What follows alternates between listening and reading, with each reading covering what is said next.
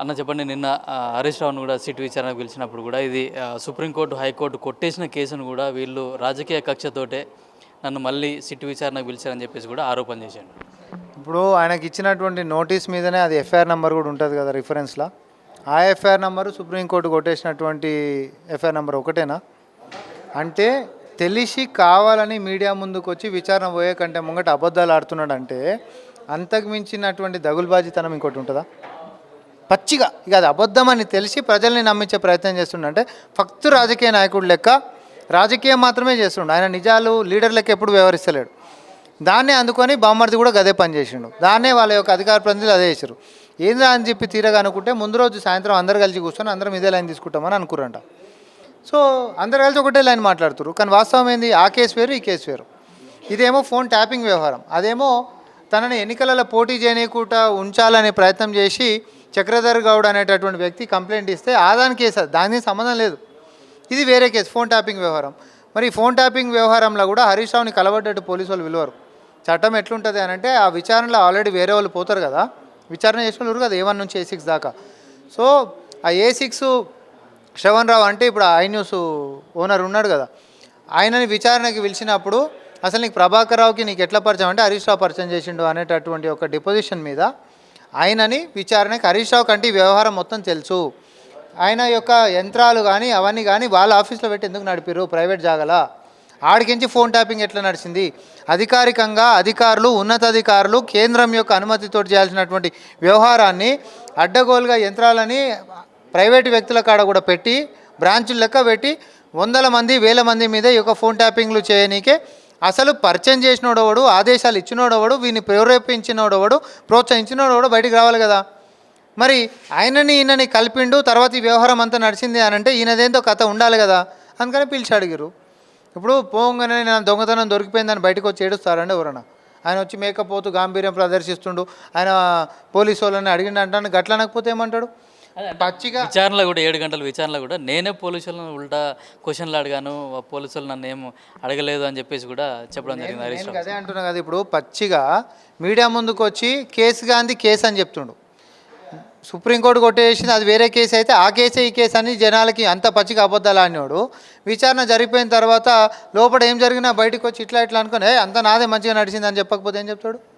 అంటే 2-3 సార్లు పోలీసు వాళ్ళు కూడా బయటకు వచ్చి ఫోన్ మాట్లాడొచ్చి మళ్ళీ నన్ను విచారణ చేశారు, ఎవరో బయట ఉండి గైడ్ చేస్తున్నారు కాబట్టి నన్ను విచారణకు పిలిచి ఇబ్బంది పెడుతున్నారని కూడా చెప్పినారు. ఏదో ఆరోపణలు లేకపోతే ఏదో వ్యవహారం ఒక మీడియా కథనంలో వచ్చినటువంటి ఏమంటారు ఆ టెండర్ల మీద మీడియా కథనం ఇచ్చింది, నేను అడిగినందుకే నన్ను ఇట్లా లోపడేసారనే చెప్పినోడు. అది వాస్తవానికి చెప్పిందేమో ఒక మీడియా కథనము, ఆరోపణలు వచ్చినాయి అనేటటువంటి నెపంతో కూడా మేము టెండర్లను క్యాన్సిల్ చేసినాం. అదంటే హరీష్ రావు నేనే చెప్పినా అన్నాడు. హరీష్ రావు చెప్పినాడు, ఎవరో మీడియా అయినా చెప్తే హరీష్ రావు నేను చెప్పినందుకు నన్ను లోపడేస్తున్నా అని వేరే వాళ్ళది ఈయన మీదకి వేసుకొని ఆపాదించుకొని మాట్లాడుకునే వ్యక్తి బయటికి పోయి ఫోన్ మాట్లాడారు. ఇప్పుడు బయటకు వస్తే సిగ్గుపోతుంది కాబట్టి చెప్పలేదు, కానీ లేకపోతే సింపతి గిట్ వస్తుంది అనుకుంటే నన్ను 4 దెబ్బలేసిరు అని కూడా చెప్పేటోడు. కాకపోతే సింపతి వర్కౌట్ కాదు కాబట్టి చెప్పలే, ఆయన ఇమేజ్ డ్యామేజ్ అవుతుందని. అప్పట్లో ఉన్న డీజీపీ కూడా ఐజీని కూడా విచారణ పిలిపించి వాళ్ళను కూడా ఎంక్వైరీ చేయాలని చెప్పేసి కూడా ఒక డిమాండ్ కూడా పెట్టడం జరిగింది. అయితే అప్పుడు ఉన్న డీజీపీని కూడా పిలిచే అవకాశం ఉందా? ఇప్పుడు హరీష్ రావు లైన్స్ మీద మనం పోము, చట్టం ఉంటుంది ఒకటి. ఓకే, ఈ రాజ్యాంగానికి అనుగుణంగా పనిచేసేటటువంటి అధికారులు ఉంటారు, చట్టం ఉంటుంది. చట్టాన్ని కాపాడుతూ రాజ్యాంగాన్ని కాపాడుతూ పనిచేసేటటువంటి అధికారులు వారికి తెలుసు విచారణకు ఎవరిని పిలవాలి, కలబడ్డోని పిలవనీకే ఉండదు. నేను ఇందాక కూడా చెప్పిన, విచారణకి చేసి పిలిచినప్పుడు ఇప్పుడు హరీష్ రావు కేసీఆర్ కేటీఆర్ పేరు చెప్పిండు అనుకో, బయటకు వచ్చి చెప్తాడా? మనకు లోపల చెప్పే ఉంటాడు. కానీ చెప్పిండు అనుకో, రేపు పొద్దున వాళ్ళని కూడా పిలుస్తారు. ఏడ పిలిచిర్రు అంటే రేపు పొద్దున ఉంటుంది, అంతా ఉత్తయం ఉండదు కదా, సీసీ కెమెరాలలో ఉంటుంది.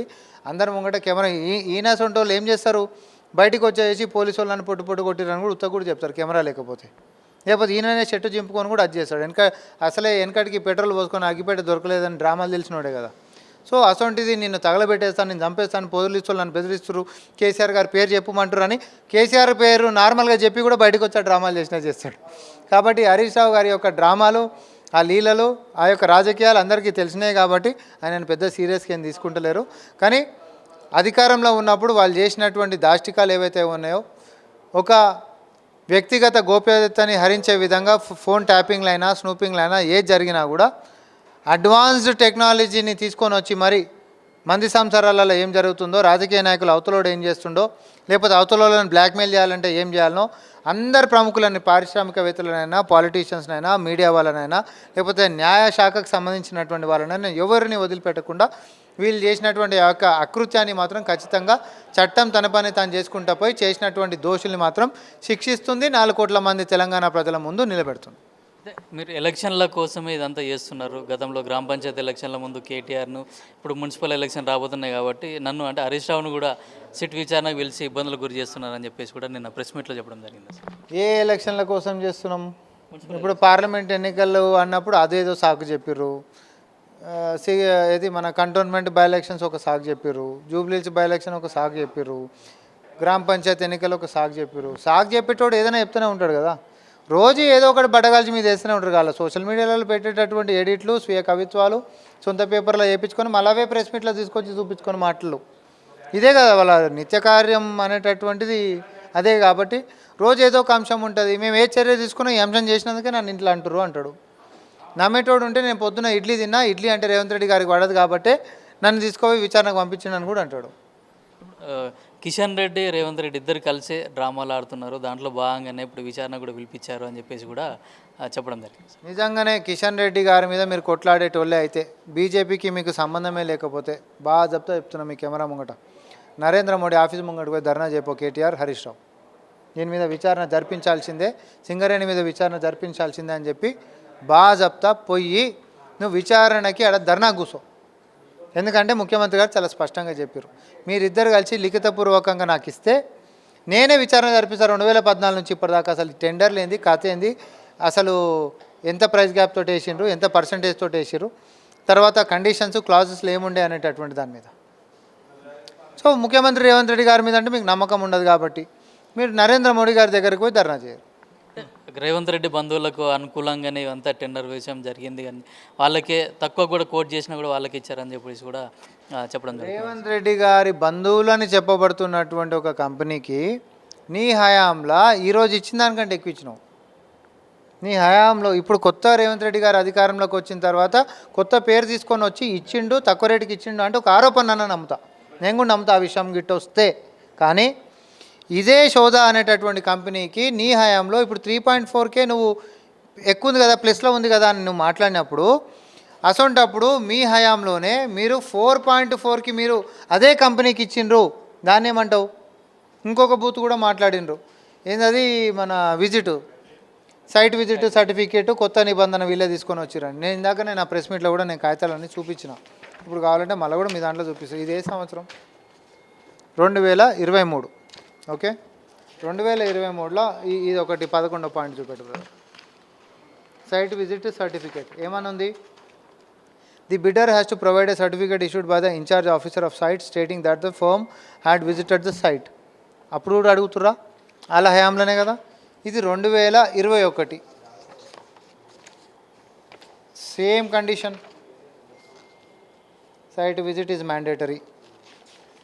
2018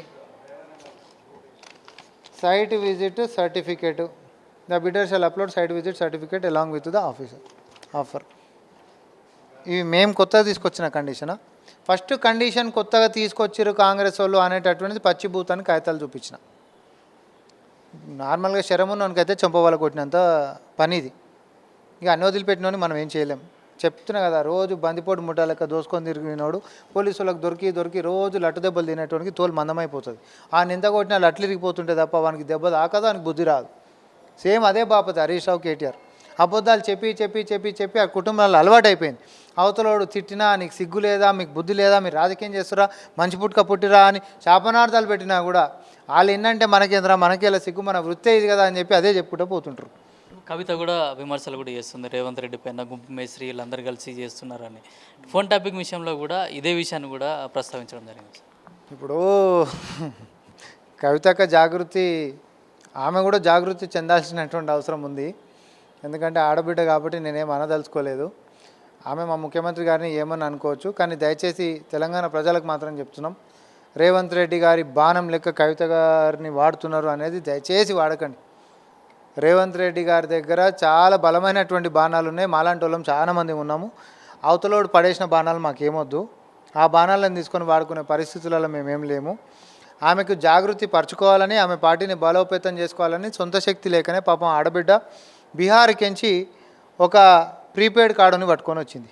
ప్రీపెయిడ్ కార్డు రీఛార్జ్ అంటే వాడు ఏదో స్ట్రాటజీ ఇస్తే, పైసలు ఇస్తే స్ట్రాటజీ ఇస్తాడు వాడు. అదే నార్మల్గా ఇప్పుడు రామచిలకకి పైసలు ఇస్తేనే తీసినాక కార్డు తీసి ఇస్తుంది కదా, సేమ్ అట్లా వాడు ప్రశాంత్ కిషోర్ అనేటోడు కూడా నువ్వు పైసలు ఇస్తే ఐడియా ఇస్తుంటాడు అనమాట. అక్కకు ఐడియాలు తక్కువైపోయినాయి, ఎందుకంటే గతం మొత్తం బ్రెయిన్ అంతా వ్యాపారానికే పెట్టింది కాబట్టి, రాజకీయంగా పెద్దగా లేదు కాబట్టి వాళ్ళని తీసుకొని వచ్చి కొంచెం సోషల్ మీడియా అది చేసే ప్రయత్నాలు చేస్తారు. మీరు చేయండి అంతే తప్ప ముఖ్యమంత్రి గారి పట్ల అనుచిత వ్యాఖ్యలు చేయొద్దు దయచేసి. ఓకేనా. సిట్ విచారణలకు దాంట్లో చట్ట ప్రకారమే ఏవైనా చర్యలు తీసుకుంటున్నాం, కానీ ఎట్లాంటి రాజకీయ వివక్ష లేదు, కేవలం చట్ట ప్రకారం మేము తీసుకోవాల్సిన చర్యలు తీసుకుంటున్నాం. అట్లాగే గతంలో కూడా సుప్రీంకోర్టు, హైకోర్టు కొట్టివేసిన ఈ కేసు కాదు ఇది సిట్ విచారణకు సంబంధించిన కేసు అని చెప్తున్నారు. అట్లాగే చట్టపరమైన చర్యలు మాత్రం తప్పవని చెప్తున్నారు. అట్లాగే బొగ్గు బ్లాక్కి సంబంధించిన విషయంలో కూడా అన్ని చట్ట ప్రకారమే జరిగాయని చెప్పేసి కూడా సామారామారెడ్డి చెప్తున్నారు. కెమెరామెన్ కిరణ్తో కిరణ్ కుమార్, పల్లవి టీవీ, హైదరాబాద్.